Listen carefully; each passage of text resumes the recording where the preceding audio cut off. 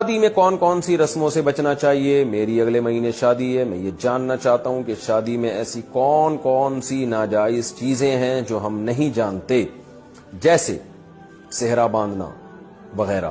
اس بارے میں رہنمائی فرمائیں تاکہ ہم شادی کے موقع پر ان چیزوں سے بچ سکیں۔ محمد وجاہت، دہلی سے بہت ساری چیزیں جن میں شادی کے موقع پہ آپ کو بچنا چاہیے۔ تو اب میں وہ چیزیں جو شادی کے موقع بچنا چاہیے وہ تو بہت ساری ہیں نا، تو میں یہ بتا دیتا ہوں کیا کیا کرنا چاہیے بس، اور اس کے علاوہ کچھ بھی نہ کریں۔ تو نکاح ہو مسجد میں ہو، قاضی صاحب نکاح پڑھائیں، لڑکی والوں کی طرف سے کچھ افراد آ جائیں اور مسجد میں بیٹھ جائیں، آپ بھی مسجد میں بیٹھ جائیں۔ نکاح کے بعد چھوارے بانٹنا چاہیں، کو مٹھائی بانٹنا چاہیں تو بانٹ دیں، اس کے بعد سب پتلی گلی سے اپنے گھروں کی طرف نکل جائیں۔ لڑکی والے اپنے گھر چلے جائیں، آپ لوگ اپنے گھر آ جائیں۔ رات کے وقت، رخصتی کے وقت جو ہے وہ لڑکے والے جائیں، لڑکے کی طرف سے اس کی اماں ابا اور دو چار افراد چلے